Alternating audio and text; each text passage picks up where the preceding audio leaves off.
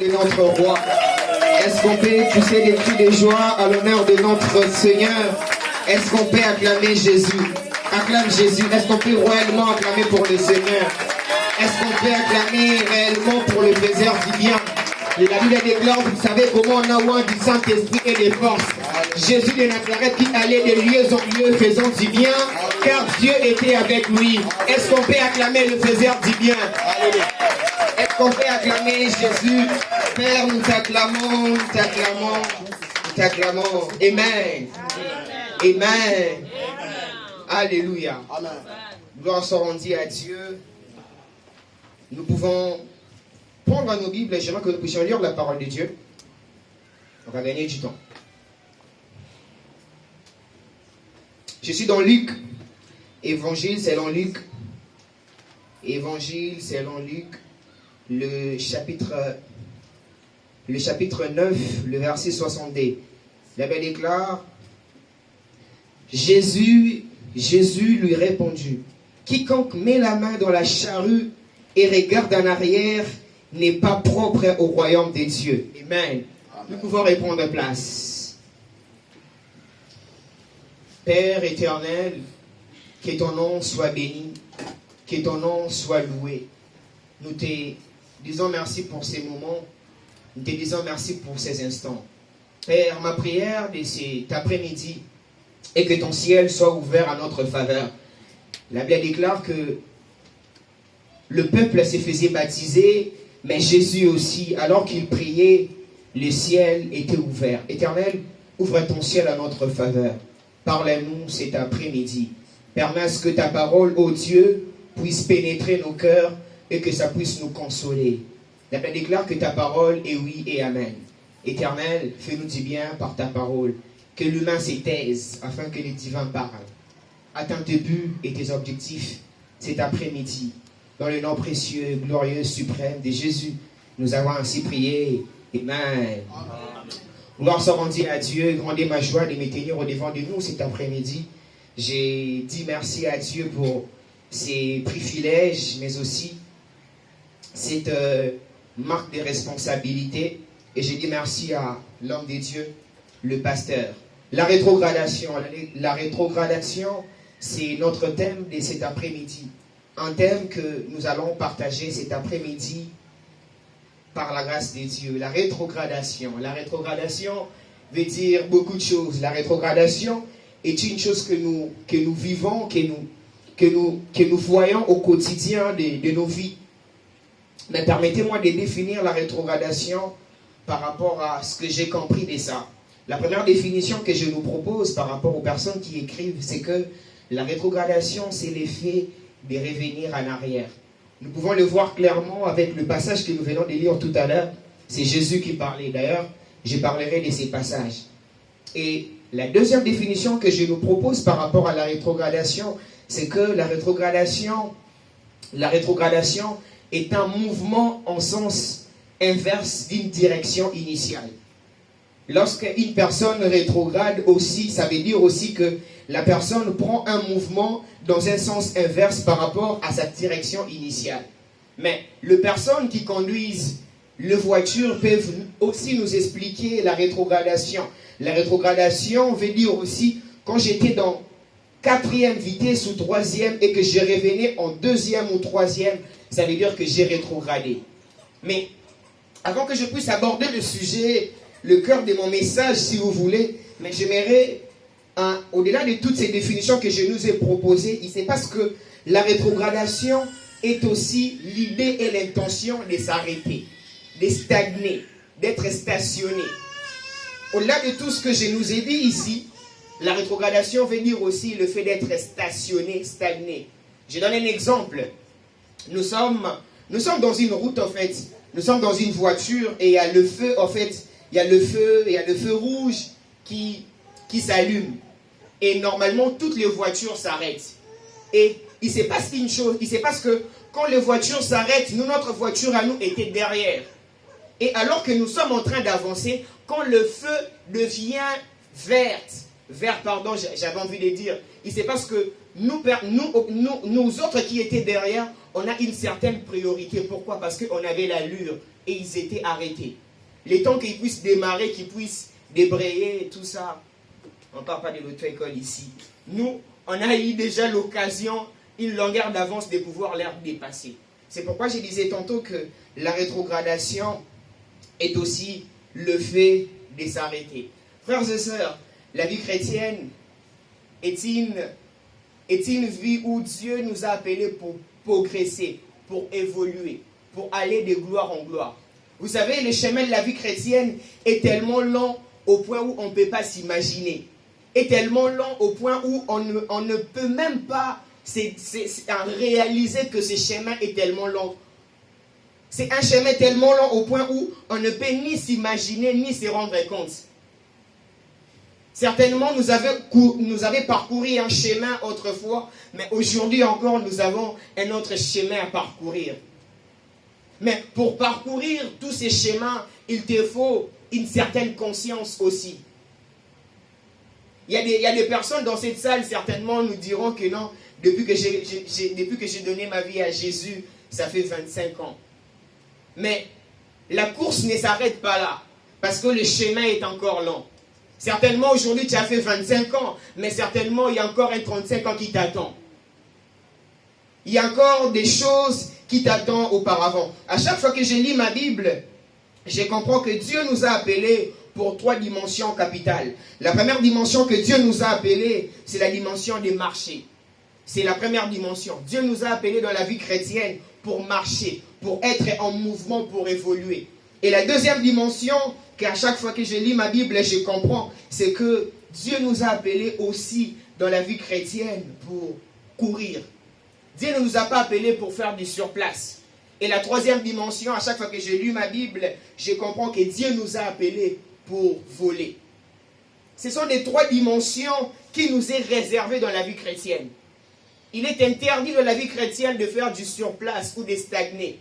Quoi qu'il arrive, il faut se donner les moyens de pouvoir évoluer. Parce que celui qui est en train de stagner, celui-là, c'est un rétrograde. Les rétrogrades sont dangereux, on en parlera tout à l'heure. Les rétrogrades sont pires que les païens. Qu'est-ce que tu peux prêcher à un rétrograde? C'est quelqu'un qui connaît quand même la parole de Dieu. C'est quelqu'un qui a lu tous les 4 évangiles. Qu'est-ce que tu peux prêcher à un rétrograde? J'aimerais que quelqu'un puisse m'aider avec la lecture. Je suis dans 2 Corinthiens. Je suis dans 2 Corinthiens, le chapitre 3, le verset 18. Ces passages expliquent les 3 dimensions que je viens d'énumérer tout à l'heure. 2 Corinthiens, chapitre 3, si quelqu'un trouve, peut nous lire ça vite fait. 2 Corinthiens, chapitre 3, le verset 18. 2 Corinthiens, chapitre 3, le verset 18. Merci, Berger. Nous tous qui, le visage découvert, contemplons comme dans un miroir la gloire du Seigneur, nous sommes transformés en la même image, de gloire en gloire, comme par le Seigneur, l'Esprit. Amen. C'est l'apôtre Paul qui est en train de parler. Il dit, je paraphrase, nous tous qui contemplons dans un miroir, dans une seule image, nous sommes appelés d'aller de gloire en gloire, de progrès en progrès. Ça veut dire que si aujourd'hui j'avais la capacité ou la possibilité de prier pendant 1 heure, c'est que le lendemain, les jours qui suivent, j'aurai aussi la possibilité de prier pendant 2 heures. C'est ce qu'on appelle de gloire en gloire. C'est de processus en processus. Dieu nous a appelés pour aller de gloire en gloire. Dieu nous a appelés pour aller de dimension en dimension, de progrès en progrès. Ma prière de cet après-midi est que plaise à Dieu que tu puisses aller de gloire en gloire dans le nom de Jésus. Amen. Là où tu étais en train de marcher autrefois, qu'il plaise à Dieu cet après-midi que tu commences à courir dans le nom de Jésus. Amen. Là où tu étais en train de courir autrefois, qu'il plaise à Dieu qu'il puisse te donner de l'envol, que tu puisses prendre de l'envol comme celui de l'aigle dans le nom de Jésus. Ecclésiaste, le chapitre 9, le verset 11. J'aimerais que nous puissions aussi lire ces passages. Ecclésiaste, les chapitres 9, le verset 11. Ecclésiaste, les chapitres 9, le verset 11. J'ai encore vu sous le soleil que la course n'est pas réservée aux plus rapides, ni la guerre aux hommes vaillants, ni même le pain aux sages, la richesse aux intelligents, ou la faveur à ceux qui ont de la connaissance. En effet, ils dépendent tous des circonstances favorables ou non. Il dit, en effet, ils dépendent tous des circonstances favorables ou non. Les circonstances favorables ou non doivent normalement te permettre, étant que chrétien, de pouvoir marcher, soit courir ou voler. Mais les passages que nous venons de lire tout à l'heure, Luc le chapitre 9, le verset 62. Ce même passage est encore repris dans Matthieu le chapitre 8, les versets 19 à 22. C'est Jésus, en fait, qui est en train de se promener avec un groupe de gens. Si vous voulez, ce groupe de gens s'appelle les disciples. Mais dans leur parcours, au cours du chemin, il y a eu quelques interruptions, il y a eu quelques trucs, en fait, parce qu'il y a des gens, il y a des personnes qui disaient que non. J'aimerais lire le verset 50. Il avait déclaré, pendant qu'ils étaient en chemin, un homme lui dit, Seigneur, je te suivrai partout où tu iras. Jésus lui répondit, les renards ont des tanières et les oiseaux du ciel ont des nids, mais le Fils de l'homme n'a pas un lieu où il puisse reposer sa tête. Cet homme a fait un vœu. Il a dit, Seigneur, je te suivrai partout où tu iras. Tout de suite, Jésus lui a dit que non, les oiseaux du ciel ont des nids, les renards ont des tanières, mais le Fils de l'homme n'a pas un lieu pour reposer sa tête. Jésus est en train de lui passer une information pour lui dire que non, certainement tu veux me suivre, mais regarde ce qui t'attend comme conséquence. Regarde ce qui t'attend. Ça sera ces choses ici que tu feras face parce que tu as accepté de me suivre. Alléluia. Amen. Et le verset 59, l'abbé déclare, il a dit à un autre, suis-moi. Et il répondit, Seigneur, permets-moi d'aller d'abord ensevelir mon père. Il y a certaines personnes qui disent que c'est la personne qui disait « Permets-moi d'aller ensevelir mon père », c'était Pierre. Certaines personnes disent ça.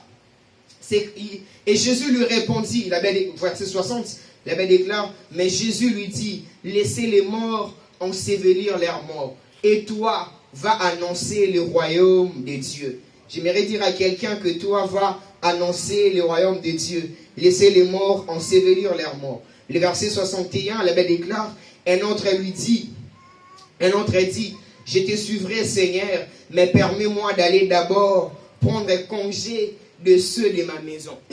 Et c'est alors que Jésus dit, quiconque met la main dans la charrue, regarde en arrière, n'est plus propre au royaume des cieux. Mais permettez-moi de m'apaiser ici. Lorsque j'ai lu ces passages, je comprends que dans la pensée de Jésus, la rétrogradation, ce n'est pas premièrement l'action que la personne pose, mais c'est d'abord la pensée. Ce n'est pas premièrement la chose que la personne fait, mais c'est d'abord la pensée. L'idée de la personne au préalable, c'était de suivre Jésus, mais la personne avait aussi besoin de pouvoir aller ensevelir son père. L'idée d'un autre ici, c'était de pouvoir suivre Jésus. Mais son idée aussi derrière, c'était d'aller dire au revoir, prendre congé à ceux de sa maison. Frères et sœurs, je disais tantôt, tout à l'heure, que le chemin est tellement long au point où on ne peut imaginer. Le chemin est tellement long au point où on ne peut même le constater. Il est possible que tu veux suivre Jésus, mais sache qu'au cours du chemin, il y aura des choses qui deviendront comme des obstacles, afin de ne pas les suivre. Mais ce qu'il faut faire dans ces cas, c'est de pouvoir se donner les moyens, afin de pouvoir suivre réellement Jésus. La rétrogradation, comme je disais tout à l'heure, c'est l'effet de revenir en arrière, c'est l'effet d'arrêter la marche. Galates, le chapitre 5, le verset 7. J'aimerais que nous puissions lire aussi la parole de Dieu. Galates, le chapitre 5, le verset 7. Galates 5, le verset 7. Est-ce que quelqu'un trouve, peut nous lire ça pour gagner du temps? Galates 5, le verset 7. Galates 5, le verset 7. Vous couriez bien. Qui vous a arrêté pour vous empêcher d'obéir à la vérité? Amen. C'est l'apôtre Paul qui parle et dit, vous couriez bien, mais qui vous a arrêté pour vous empêcher de pouvoir obéir à la vérité? Vous couriez bien, qui vous a fasciné? La plupart d'entre nous ici, ils étaient en train de courir autrefois. Mais aujourd'hui, ces personnes ne sont plus en train de courir. Aujourd'hui, ces personnes se sont arrêtées quelque part. Aujourd'hui, ces personnes ne sont plus du tout à fournir des efforts comme des autres fois. J'aimerais aussi lire ce deuxième passage, Amos, le chapitre 3, le verset 5. J'aime ce que Amos dit ici. Amos, le chapitre 3, le verset 5. Si quelqu'un trouve, il peut nous lire ça, s'il vous plaît. Amos, chapitre 3, le verset 5. L'oiseau tombe-t-il dans le filet qui est à terre sans qu'il n'ait d'appât? Le filet se referme-t-il sans avoir pris quelque chose? Sonne-t-on de la trompette dans une ville sans que le peuple soit dans l'épouvante? Arrive-t-il un malheur dans une ville sans que l'Éternel en soit l'auteur? En effet, le Seigneur éternel ne fait rien sans avoir révélé son secret à ses serviteurs, le prophète. Amen. J'aime une chose en fait. Ici, c'est Amos qui est en train de parler. Je paraphrase son idée. Amos est en train de dire, si au préalable la personne qui est en train de voler et qu'il ne vole plus, sachez qu'il y a un piège. La personne qui était en train de courir autrefois et que cette personne a arrêté de courir, sachez qu'il y a un piège. On avait notre enfant ici, il grandissait, il était obéissante, tout ce que vous voulez. Mais depuis un certain temps, on a constaté que son comportement a changé. Depuis un certain temps, on a constaté que plus rien ne va dans sa vie. Amos nous donne la réponse, il dit, c'est qu'il y a un piège. Il y avait quelqu'un qui avait commencé ici comme un aigle. Quelqu'un qui a commencé à voler. Mais d'un coup, cette personne s'est arrêtée. L'aigle qui est en train de voler autrefois. Mais il a commencé à marcher avec ses pattes comme une poule. Ou comme un coq. C'est qu'il y a un piège. La Bible déclare, vous courriez bien, qui vous a arrêté? Vous courriez bien, qui vous a arrêté? Qui vous a fasciné? À chaque fois que la personne qui est en train de marcher autrefois, si cette personne s'arrête, Amos nous donne la réponse, c'est qu'il y a un piège. J'aime le Congo. Le Congo, c'est l'exemple parfait des hommes et des femmes rétrogrades. On a vu des hommes et des femmes autrefois impactés. On a vu des hommes et des femmes, une fois que tu entres dans son église comme ça, tu vois le nombre de béquilles et de fauteuils. Tu dis que non, cet homme a connu Dieu. Mais depuis un certain temps, on a constaté que non, cet homme ne sont plus en train d'évoluer comme les autres fois. C'est qu'il y a eu un piège. C'est qu'il y a eu un piège. La personne s'est arrêtée quelque part. Pourquoi? Parce que cette personne a été piégée. L'on ne peut pas s'arrêter tout simplement comme ça d'un coup. Lorsqu'on s'arrête, c'est parce que forcément il y a eu un obstacle ou parce qu'il y a un piège qui nous empêche en fait de pouvoir évoluer.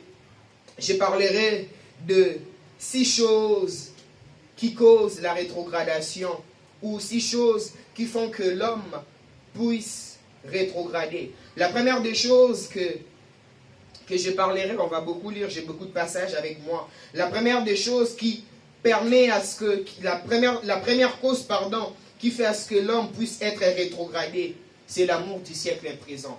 Frères et sœurs, qu'est-ce que nous ne voyons pas aujourd'hui? La plupart d'entre nous ici, nous sommes convertis, mais lors de notre conversion, cette personne, quand il sortait dans le monde, il a pris le monde, il l'a mis dans son cœur. La plupart d'entre nous ici, nous sommes enfants de Dieu. Mais lorsqu'on était en train de se convertir, on avait quand même le choix. On disait que non, ces choses, je ne le ferai plus. Ça, je vais laisser. Mais ça, ce sont mes priorités. Ça, je n'arriverai pas à laisser d'une certaine manière. 2 Timothée, le chapitre 4, le verset 10. Est-ce qu'on peut les lire? 2 Timothée, le chapitre 4, le verset 10. C'est l'apôtre Paul qui parle à Timothée. Et il est en train de se plaindre pour les comportements de l'un de ses fils. L'amour du siècle présent. De Timothée, chapitre 4, verset 10. Car Démas m'a abandonné, par amour pour le siècle présent. Et il est parti pour Thessalonique. Crescent est allé en Galatie. Tite en Damasie. Amen. L'une des causes de la rétrogradation aujourd'hui à l'église, c'est l'amour du siècle présent. Nous sommes nombreux ici qui aiment Dieu, mais nous sommes aussi nombreux ici qui aiment autre chose à part Dieu. Oui, c'est vrai, l'amour de Dieu est là, mais à part cet amour de Dieu, il y a aussi certaines choses que nous sommes quand même assez curieux, quand même assez exigeants, que nous aimons d'une certaine manière. L'une des causes qui peut faire à ce qu'un homme soit rétrograde, c'est l'amour du siècle présent. Lorsque tu aimes le monde, sache qu'un jour, tu finiras par rétrograder et revenir en arrière.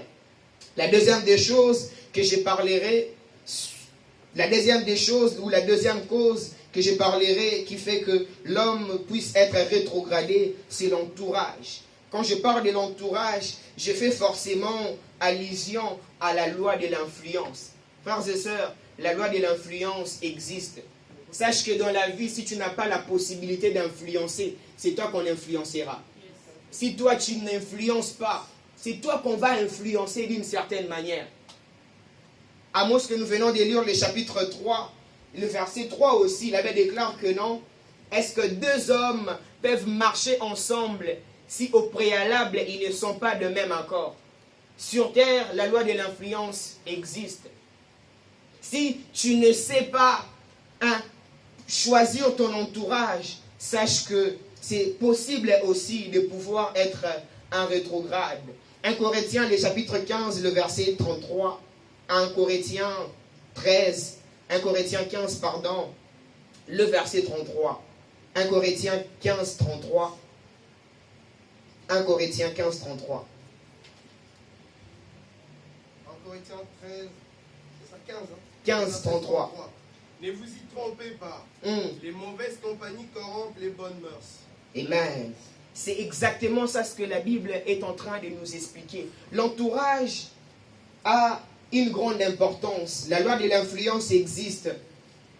Je m'en souviens toujours, j'étais dans une fête avec un ancien collègue entier. Il me disait, prends seulement un verre, ça ne fera rien. Moi aussi je pars à l'église comme toi. Frères et sœurs, chez nous on dit, Eza mukolo, te mutalia kaligogo de kemakwanze bimagai. Ça veut dire que non, ce n'est pas si tu manges la grenouille aujourd'hui et que d'un coup tu auras des boutons d'égal tout ce que tu veux. Il y a tout un processus en fait. Les personnes qui ont rétrogradé aujourd'hui, ça n'a pas commencé d'un coup. Il y avait une sorte de froideur, il y avait une sorte de lourdeur. C'est comme si la flamme qui s'allumait autrefois s'est éteinte. Et ce sont des choses en fait que nous devons veiller sur ça au préalable. Je ne sais pas si je dois me confesser ici, mais il fut un temps en fait, j'étais en train de faire une formation professionnelle. Mais juste après ça, j'ai côtoyé une sœur. Et un jour, en fait, j'ai dormi. Certainement, il y a des personnes qui maîtrisent la zoologie ici plus que moi. J'étais en train de voir deux animaux. J'étais en train de voir les loups et les chiens. Vous serez très d'accord avec moi, les loups et les chiens, comme ça, physiquement, en termes de visage, ce sont un peu deux animaux qui ont des ressemblances. Mais dans mon rêve, en fait, j'étais en train de voir, ces loups étaient tellement enragés et je ne comprenais rien. Je ne comprenais rien. Je voyais tellement ces loups étaient tellement enragés et d'un coup, ces loups a fait comme s'il était en train de feinter ses chiens et ces chiens se mettent à enfouir. Et quelques jours après, alors que j'étais en train de prier, j'ai compris. Qu'est-ce que voulait dire exactement ces songes? J'ai posé la question à ma mère. Ma mère m'a tout simplement expliqué et détaillé. Et quelques jours après, je l'ai appelé, je lui ai dit,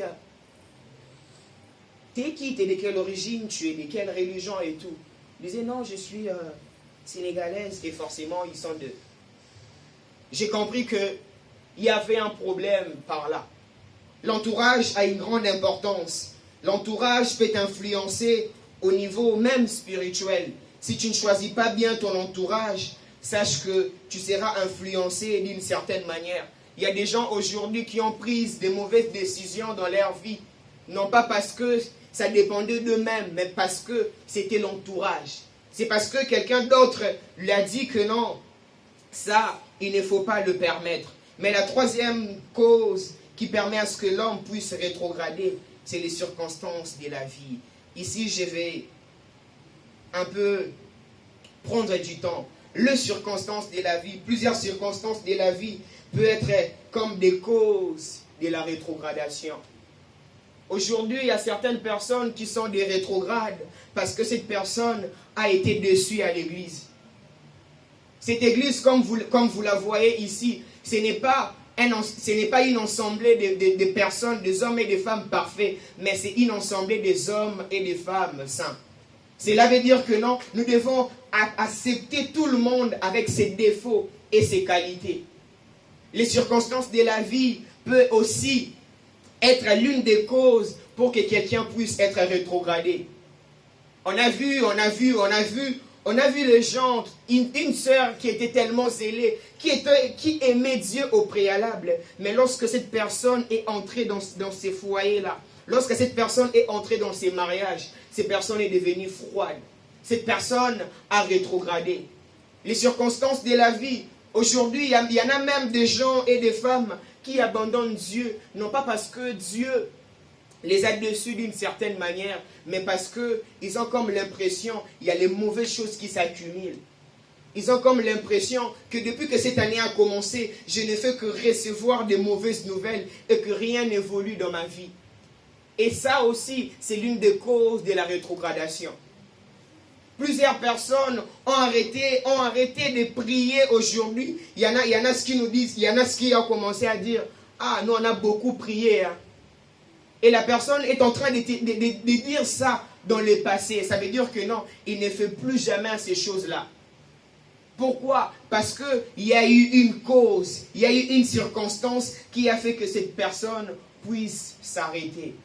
Frères et sœurs, c'est pourquoi quand nous venons dans l'église et qu'on te dit « Salut ton frère », dis-lui bonjour, dis-lui que Dieu t'aime, il faut bien le faire. Il y en a des gens qui sortent des maisons où ils ne se disent même pas bonjour. Je n'oublierai jamais cette histoire dans mon église là où j'ai prié. Un jour, le pasteur a fait un compliment à une sœur. Cette sœur a commencé à pleurer. Elle a dit au pasteur, on ne m'a jamais dit ça de toute ma vie. Il y en a des gens qu'on n'a même pas dit que tu es belle, ou tu es beau, ou tu es bien habillé. Et ces choses, ce sont aussi l'une des choses qui peut causer la rétrogradation, les circonstances de la vie. Les circonstances de la vie, quand ce n'est pas favorable, aussi, il y a des personnes qui abandonnent Dieu. Pourquoi? Parce que d'une certaine manière, on nous a présenté un évangile que tout ira bien. On sera en train de prospérer. Mais lorsque nous ne voyons pas cette prospérité, nous avons toujours tendance à abandonner Dieu. Il y a des gens, quand tout va mal, c'est alors qu'ils abandonnent Dieu. Il y a des gens, quand ils prospèrent, quand tout va bien, c'est alors qu'ils sont encore beaucoup plus attachés à Dieu. Mais quand tout va mal, ces personnes abandonnent Dieu. La quatrième cause de la rétrogradation, c'est le manque de la discipline, l'indiscipline. L'indiscipline peut aussi être une cause qui fait à ce que l'homme puisse rétrograder. 1 Corinthiens, le chapitre 9, le verset 26, l'apôtre Paul dit « Je traite durement mon corps, afin de ne pas être rejeté après avoir prêché aux autres. » Frère, il est important, recevoir Jésus, cela ne suffit pas. Mais juste après ça, il y a encore autre chose à faire et à pratiquer. Le recevoir, cela est le préalable, cela est le commencement de toutes choses. Mais après cela, il y a aussi ta part d'être discipliné. Les indisciplinés, ce sont des personnes qui abandonnent Dieu d'une certaine manière. Aujourd'hui, j'étais en train... Autrefois, j'ai médité 4 chapitres par jour, mais depuis un certain temps, j'ai commencé à méditer que quelques versets. Oui, c'est l'indiscipline. Alors que nous voyons aussi, aujourd'hui, il y a quand même certaines personnes de certaines religions qui sont des hommes et des femmes tellement disciplinés, qui savent respecter leurs heures de prière. Nous connaissons ces personnes, quand c'est son temps de prière, même si tu viens avec des millions et des milliards. Que dire d'autres personnes, Banatata, les dimanches, même si tu viens avec 1000 € que tu voulais payer sa dette, elle va pas prendre sa dette. Pourquoi? Parce que c'est un jour sacré pour eux, c'est un jour consacré pour le Seigneur. Mais nous, par contre, les chrétiens, nous sommes quand même des personnes pas si disciplinées que ça.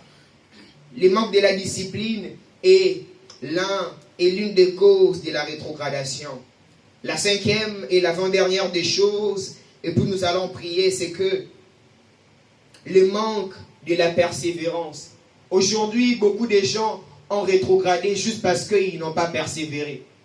Aujourd'hui, plus d'une personne ont rétrogradé, c'est juste parce qu'ils n'ont pas persévéré. Daniel, le chapitre 11, le verset 32, la Bible déclare qu'il séduira le peuple par le flatterie. Mais j'aime un détail important. Il dit, mais c'est du peuple qui connaîtront leur Dieu. Ils agiront avec fermeté. Ça m'est arrivé plus d'une fois dans ma vie, faire un suivi, en fait, suivre un frère ou une sœur. La personne te dit que non, j'en ai marre, je ne peux plus. J'en en peux plus. Je ne peux plus continuer sur ces schémas. Et le manque de la persévérance est aussi l'une des causes de la rétrogradation. Matthieu, le chapitre 10, le verset 22, Jésus est en train de parler aux disciples en disant que vous serez tous haïs à cause de mon nom, mais celui qui persévérera jusqu'à la fin sera sauvé. Et la sixième des choses qui fait à ce que l'homme puisse rétrograder, c'est le manque de contentement. Parce qu'on ne sait pas se contenter déjà de ce que Dieu a donné, de ce que Dieu a fait. Qu'est-ce qui nous arrive? Nous sommes en train de rétrograder. Au bout d'un moment dans la vie, il est important de pouvoir se contenter de ce que Dieu t'a donné. Amen. De ce que Dieu t'a donné. Le manque de contentement est l'une des causes de la rétrogradation. Le manque de contentement est l'une des causes de la rétrogradation. Aujourd'hui, plus d'une personne sont en train de rétrograder. C'est juste parce qu'ils ne peuvent pas se contenter de ce qu'ils ont. Philippiens, le chapitre 4, le verset 12, l'apôtre Paul est en train d'illustrer une chose importante. Il dit, j'ai appris à vivre dans l'humiliation. J'ai appris à vivre dans l'abondance. J'ai appris même à vivre dans la disette. Le manque de contentement est l'une des causes qui fait à ce que l'homme puisse rétrograder. Alors, deux vérités importantes à savoir sur la rétrogradation, c'est que une personne qui rétrograde est considérée comme un chien. Nous allons les lire tout à l'heure. Et la deuxième vérité à savoir, c'est que une personne qui rétrograde est considérée comme un insensé, comme une personne qui est dépourvue d'essence. Autrefois, tu étais en train de marcher, de courir, mais qu'est-ce qui a fait que tu puisses rétrograder? Ces personnes sont considérées comme un insensé ou encore comme un animal, un chien en particulier. Proverbe chapitre 26, le verset 11. Proverbe chapitre 26, le verset 11. Proverbe 26, 11. Proverbe 26, le verset 11. Comme un chien qui retourne à ce qu'il a vomi, ainsi est un insensé qui revient à sa folie. C'est exactement ça ce que la Bible nous explique. La personne qui rétrograde, cette personne est considérée comme un insensé, mais aussi comme un animal. Vous courez bien, qui vous a arrêté? Vous courez bien, qui vous a arrêté? Mais la dernière des choses, deux choses que j'aimerais nous dire avant que nous puissions prier, c'est que, frères et sœurs, la vie chrétienne n'est pas basée sur les expériences personnelles, mais sur la parole de Dieu. Vous pouvez ignorer tout ce que je vous ai dit tout à l'heure, mais retenez cette phrase. On peut le voir avec Élie. Comment expliquer Élie qui a fait descendre le feu aujourd'hui, Mutamoto, mais juste après, à Kinimwasi. La vie chrétienne, quoi qu'il arrive, n'a jamais été basée sur les expériences personnelles. La vie chrétienne est basée sur la parole de Dieu. Amen. Aussi longtemps que tu n'es pas encore mort, tu as encore des défis à relever. Amen. Moi, j'ai prophétisé, j'ai donné Wana Marambwakala. Parce que le chemin est encore long. Moutalia Yeswa Mubimbazate, nous tous, nous connaissons en partie. Même Élie le prophète n'avait pas fait sortir le feu Namutu Nae. La vie chrétienne n'est pas basée sur les expériences. Que dirons-nous de ces hommes et des femmes puissants, mais aujourd'hui, lorsqu'on parle d'eux, c'est comme s'ils sont devenus des ex-hommes de Dieu, des ex-serviteurs de Dieu. La vie chrétienne n'est pas une vie basée sur les expériences, mais sur la parole de Dieu, sur la personne de Jésus. Amen. Élie, c'était un homme puissant, c'était un homme qui pouvait dire, sinon à ma parole, il n'y aura ni pluie pendant 3 ans et 6 mois. C'était quelqu'un qui disait, sinon à ma parole, que si je suis un homme de Dieu, que le feu descende. Mais juste après, une femme, Élie a pris la fuite. Frères et sœurs, certainement autrefois, tu as eu expérimenté d'une certaine manière, mais je suis venu te dire cet après-midi, cela ne suffit pas. Au-delà de ça, tu as encore beaucoup autre choses à faire. Beaucoup autre choses à faire. Les expériences, ce sont aussi l'une des causes que des personnes sont devenues rétrogrades aujourd'hui. Il y a maintenant des experts, il y a maintenant des personnes qui maîtrisent tout, qui ont la capacité de tout faire, qui connaissent tout. La vie chrétienne, j'insiste, n'est pas basée sur les expériences personnelles, mais sur la parole de Dieu, sur la personne de Jésus. Ici, il y a les fondements de toutes choses. Ici, il y a les fondements de toutes choses. Frères et sœurs, il se peut que tu puisses pécher hier ou même cette nuit avant de venir ici. Mais la vie chrétienne est semblable à un enfant qui apprend à marcher. Même si ça t'arrivait de tomber et de trébucher, relève-toi, continue le chemin. La marche est encore longue. C'est la même chose qui s'est passée avec Élie. Élie a fui cette femme Jézabel, il s'est caché. Mais le Dieu de prise en charge était là pour lui. Dieu pouvait lui donner non seulement la nourriture, il y avait de l'eau à sa disposition. Mais c'est même Dieu est aussi le Dieu qui n'a pas seulement donné la nourriture, mais qui l'a aussi donné la force de pouvoir marcher, de continuer le chemin. Il est possible que tu trébuches d'une certaine manière. Il est possible même que tu sois dégoûté de la vie, ça nous arrive tous. Il est possible que tu sois dégoûté de la vie, mais que cela ne puisse pas être un sujet pour toi, pour que tu puisses abandonner Dieu. L'abandon, les personnes qui abandonnent Dieu sont des personnes qu'on peut même considérer comme des criminels d'une certaine manière. Je disais tantôt que la vie chrétienne n'est pas basée sur les expériences, mais sur la parole de Dieu. Un risque de la rétrogradation, c'est qu'il est possible qu'une personne, quand elle rétrograde, qu'elle puisse connaître aussi la mort. En 2016, je me suis converti. Mais bien avant cela, j'ai fréquenté un ami à cette époque. Vous savez, dans des relations, que ce soit dans la chrétienté ou étant païen, on connaît à peu près la capacité de tout un chacun. On était tous païens, mais cet ami faisait un peu plus païen que moi. Et un de ces 4 matins, cet ami ne se voyait plus. Il est revenu après quelques semaines. On a constaté que tout avait changé dans sa vie. Et on a voulu savoir, connaître qu'est-ce qui s'est passé dans sa vie. Il nous a dit que non, je n'étais plus la même personne. J'ai donné ma vie au Seigneur. Et cette personne a commencé à nous influencer, à nous impacter. Et quelques mois après, moi aussi, j'avais fait la même chose parce que j'avais l'obligation quand même de le faire. Mais après quelques temps après, cette personne a abandonné Dieu.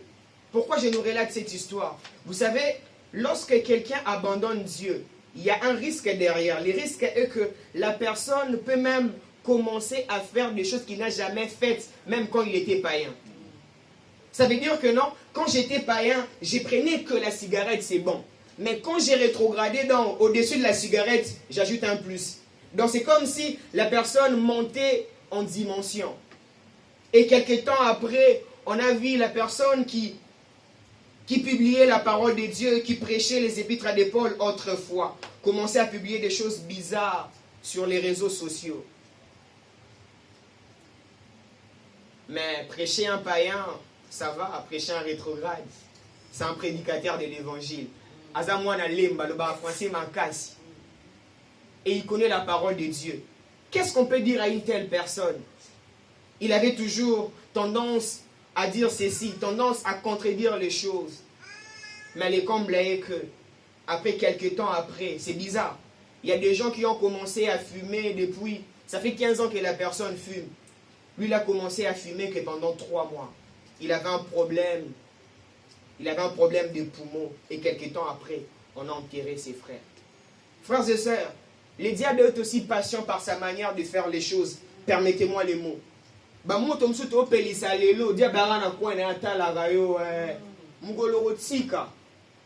Tellement il va te récupérer. Même Yomo Oka, moi. Frères et sœurs, faites attention. Faites attention. J'ai fini mon message, mais j'aimerais insister.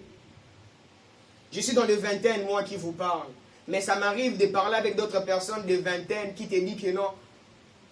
On a prophétisé fort. Frère, on a 20 ans et demi à Parma. On prophétise fort.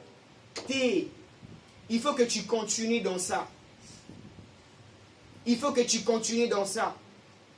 Nous ne venons pas ici parce que nous sommes experts, parce qu'on a connu Dieu autrefois.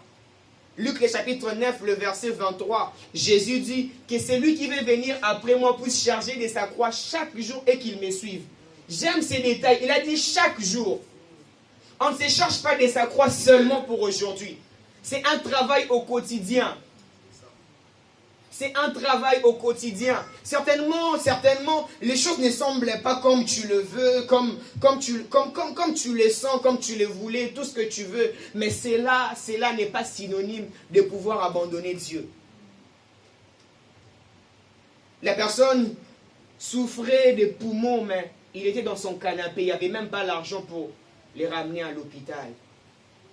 Le diable, c'est la définition de la méchanceté. Frères et sœurs, la Bible déclare, Proverbe dit, faute du bois, le feu s'éteint. J'aimerais déposer ces micros, mais avec un cœur, j'aimerais dire à quelqu'un qu'il est important de pouvoir garder cette flamme. Yaya, même quand tu ne seras pas en train de courir, mais essaye quand même de marcher. Même quand ça sera difficile de pouvoir courir, mais essaye de marcher. Lentement mais sûrement, la tortue est tout un enseignement, toute une leçon qui nous enseigne. Quand c'est dur, quand c'est difficile, essaye de te donner les moyens de manière à ce que tu puisses continuer. Essaye de te donner les moyens de manière à ce que tu puisses atteindre les objectifs. Matthieu, le chapitre 12, le verset 43-45, nous connaissons tous cette histoire qui nous parle de la délivrance d'une certaine manière et que je paraphrase, si la personne était autrefois délivrée et que ces démons sortaient, et si la personne par sa négligence a laissé la porte ouverte, la Bible déclare que non, ces démons va aller prendre ces démons plus forts que lui, et quand ils vont venir, ils vont saccager. Frère, il est important, il est de ta responsabilité ici de pouvoir prendre soin de toi et de pouvoir continuer. Aussi longtemps que Jésus n'est pas encore revenu, nous avons l'obligation de pouvoir marcher encore. Nous avons l'obligation de pouvoir se donner les moyens. Ma prière de cet après-midi, avant que je dépose les micros, comme nous les lisons comme nous l'avons lu tout à l'heure, Amos dit que si un oiseau qui volait et qui s'est retrouvé par terre, c'est qu'il y a un piège. Ma prière, j'ai pris dans le nom de Jésus, qu'il puisse avoir aucun piège qui puisse t'arrêter dans le nom de Jésus. Que ça soit même pas une relation, au nom de Jésus. Que ça soit même pas un mariage, parce qu'aujourd'hui, même les mariages que nous venons prier en ces lieux est devenu aussi des causes de rétrogradation. Que ça soit même pas une circonstance quelconque de la vie, que ça puisse te rétrograder. Que ça soit même pas ces problèmes de santé quotidiens et réguliers, que ça puisse te rétrograder. Ma prière de ce soir est que les dieux des cieux, les dieux de cette assemblée, puissent nous donner tous les moyens de pouvoir aller jusqu'au bout. L'apôtre Paul dit, je ne pense pas encore l'avoir saisi, mais j'ai fait une chose, j'oublie ce qui est en arrière. Il dit, je cours vers le but, afin de rapporter le prix de la vocation céleste. Ma prière de cet après-midi est que toi, tu puisses remporter le prix de la vocation céleste. Rien ne t'arrêtera en route dans le nom de Jésus. Rien ne t'arrêtera en route dans le nom de Jésus. J'ai fait cette prière pour toi, mais aussi pour celle de ta famille. Aucune circonstance de la vie puisse t'arrêter. Aucune circonstance de la vie puisse t'arrêter. Et c'est là au nom de Jésus.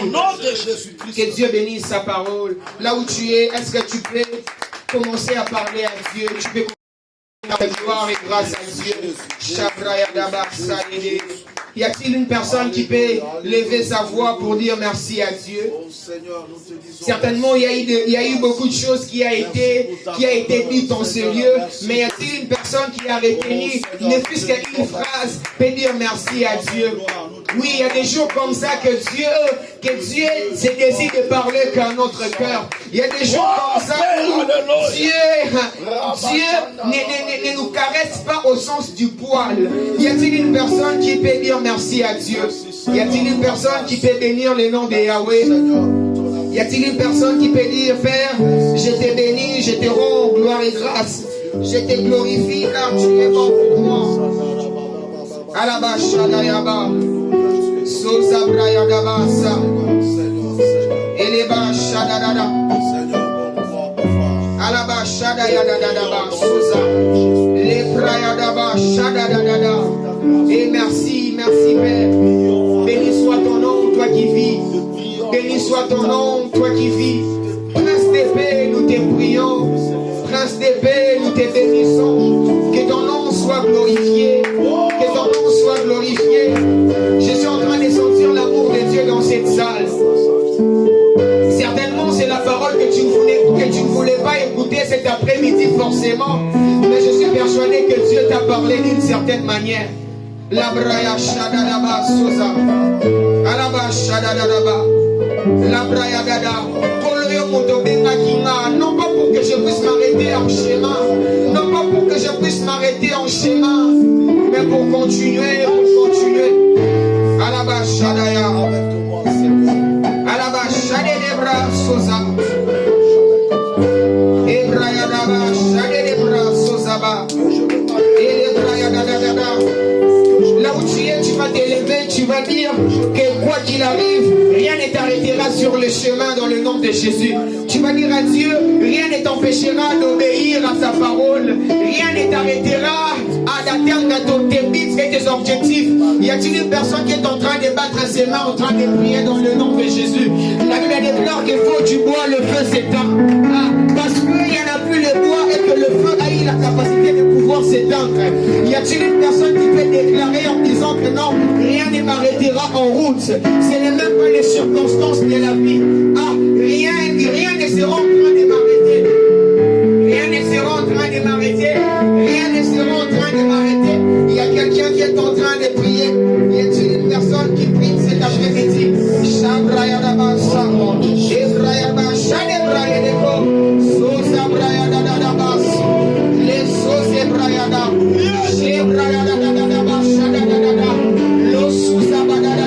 J'interdis la rétrogradation dans ta vie au nom de Jésus. Le Dieu des cieux, j'interdis la rétrogradation dans ta vie au nom de Jésus. Le Suprayadada, toi tu n'arrêteras pas au chemin au nom de Jésus.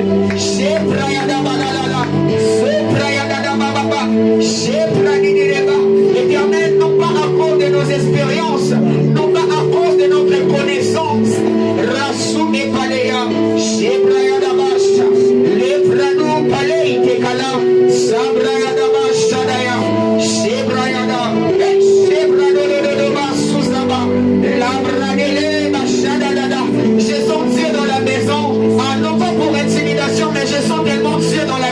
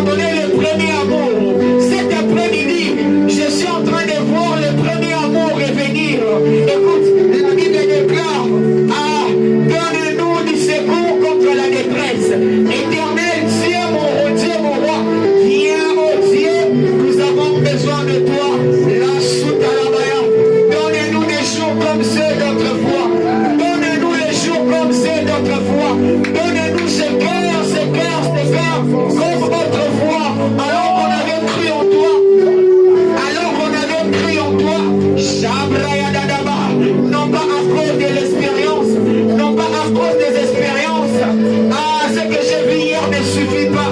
Ce que j'ai vu hier ne suffit pas.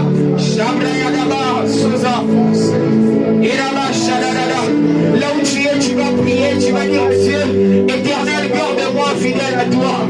Timothée dit ceci, même quand nous devenons infidèles, lui demeure fidèle. Tu vas dire à Dieu, Éternel, garde-moi. Tu gardes mieux que les hommes. David dit, sans l'Éternel qui nous protégera. Tu vas prier, tu vas dire à Dieu, Éternel, garde-moi. Je ne veux pas me perdre.